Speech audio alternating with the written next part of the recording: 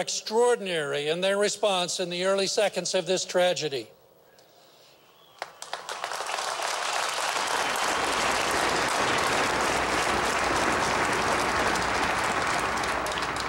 And they were helped by many local, state, and federal agencies who have partnered with us as we work through this horrible situation.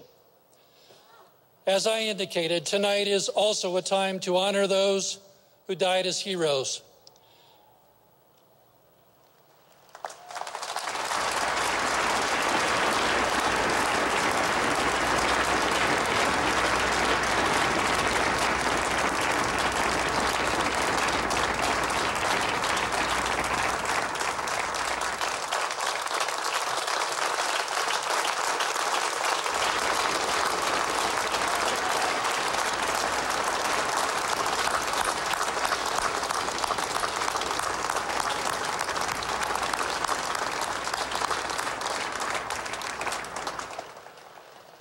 People like John Blunt, the 21-year-old,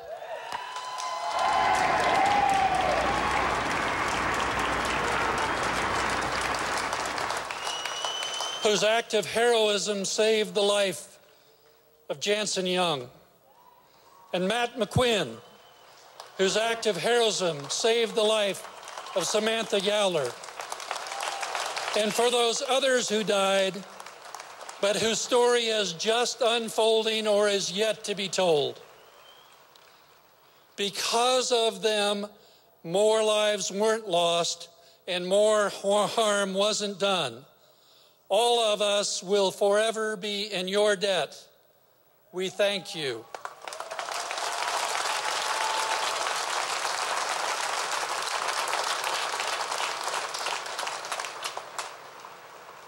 On behalf of our community, we also want to express our deep appreciation for the support we have received from all over the metropolitan area, from Colorado, from the nation, and literally throughout the world. It does mean something to us.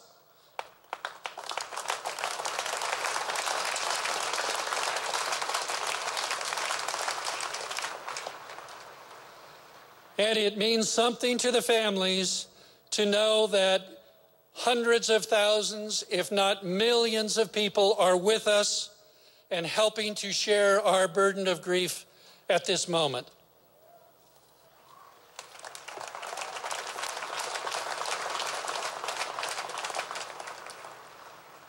And to everyone, I want to state unequivocally and defiantly that it is not this senseless act of violence that marks us as a community. It is the lives and acts of these heroes and the innumerable acts of kindness, love, and care for our neighbors that defines who we are.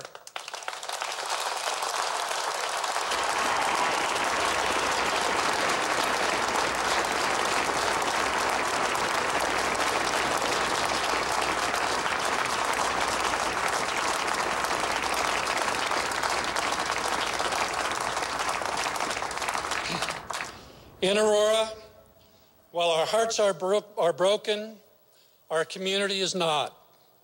We will take this experience and use it to strengthen our commitment to each other. We will reclaim our city in the name of goodness, kindness, and compassion.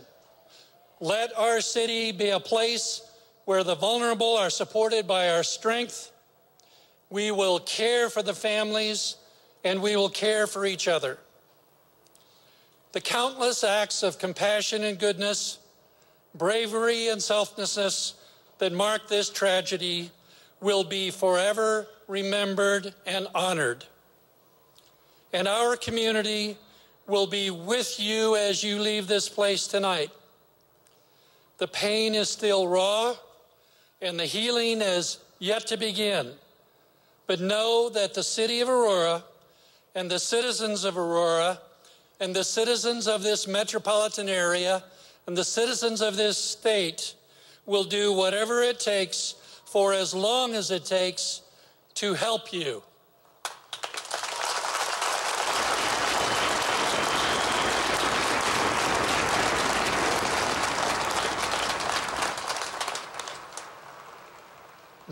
is what families do, and we are a family.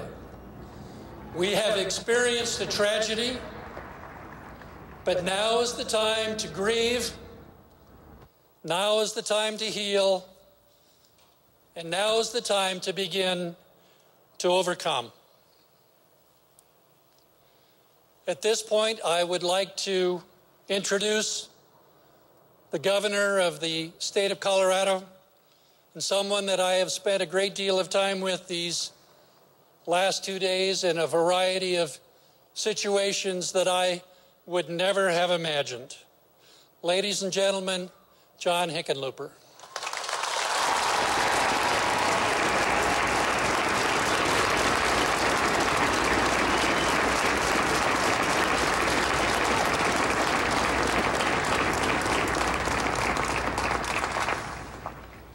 Thank you, Mayor Hogan. That was beautiful. And I know that you've had as little sleep as I have. It makes it all the more impressive. Colorado is a good place, filled with good people.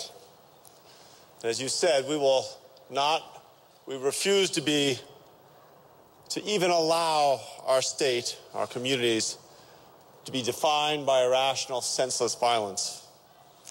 The great thinker and Holocaust survivor, Viktor Frankl, a man who certainly faced deep loss, said, "If there is meaning in life at all, then there must be meaning in suffering." So what are we to make of suffering from such violence? What possible meaning can it have? Philosophers and certainly wiser people than myself may have the answer, but it may be no more complicated than a stranger reaching out to another person, or hugging your kids a little tighter, or remembering to tell the people closest to you that you love them. As we gather here today, holding close to each other, we remember those who died on July 20th and honor the heroes. And we continue to seek ways to help. GivingFirst.org is a way that financial contributions can go to help support those survivors and the families of the victims. There are also so many people to thank. You know, allegedly, Mayor Steve Hogan has only been mayor for 7 months. I find that hard to believe. He is so strong and so wise, and I've seen him personally as we've gone through the hospitals and met with victims and their families, willing to give them his strength. And Police Chief Dan Oates,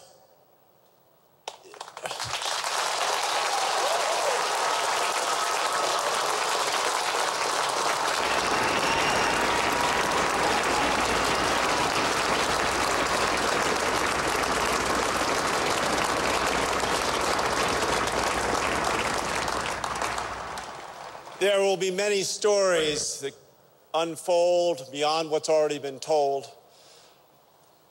Many of those stories are going to talk about the heroic actions of Aurora police officers again and again and again. And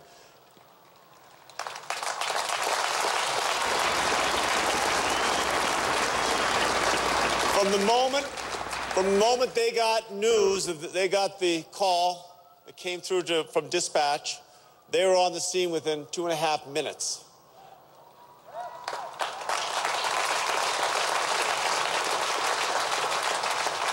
And literally within seconds, they had apprehended the suspect.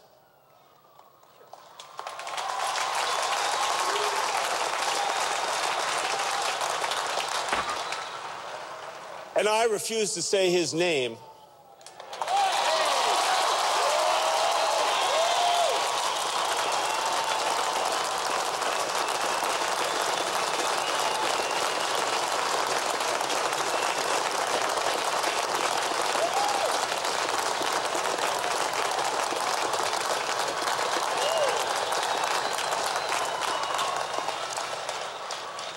In my house, we're just going to call him Suspect A. But those officers, when they arrived, literally, and I've talked to dozens and dozens and dozens of victims who had found their way out wounded from the theater or in the back, and they saw those first officers arrive and make the arrest, and then they stood there for a moment, and then without hesitation they said, a couple ambulances aren't going to be enough, and they ran as fast as they could run across the asphalt parking lot to get their patrol cruisers, and they started taking victims to the hospital.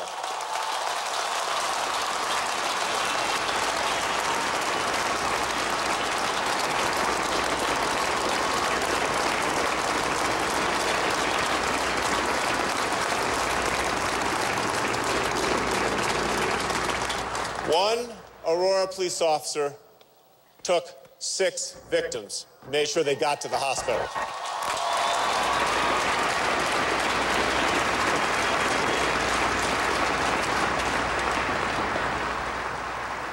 I want to recognize all the hundreds of first responders that came on moments' notice. I mean, from everyone. There were legions.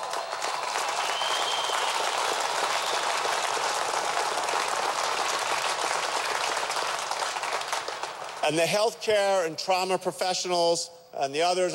I've visited now all 7 hospitals. I've met many of the surgeons and doctors. Within 40 minutes, there were literally hundreds of medical personnel making sure that this disaster was not what Suspect A intended.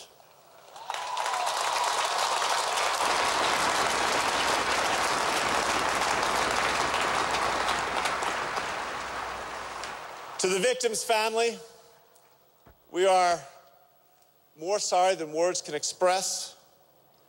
We, like you, struggle to find meaning in an act that defies any type of understanding.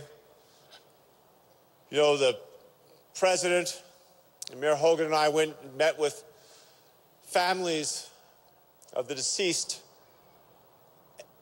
and it was almost like somehow God had come down and picked some of the most vibrant and alive people and taken them from us.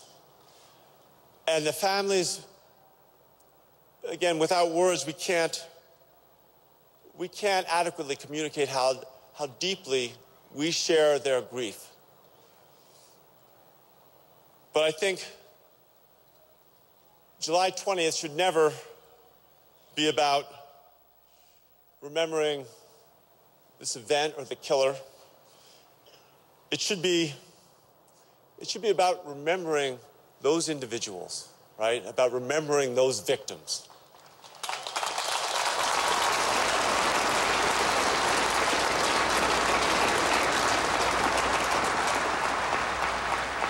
So I'm going to ask you to help me here. I'm going to read 12 names, and I'd like, after I read each name, I'd like you each to say together, "We well remember." John Blunk, we well remember. A.J. Boyk. We well remember.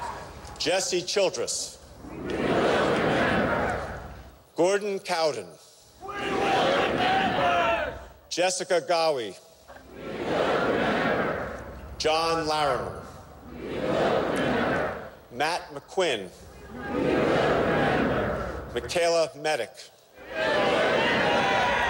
Veronica Moser Sullivan. We will remember. Alex Sullivan. We will remember. Alexander Teves. We will remember. And Rebecca Wingo. We will remember. We will remember you.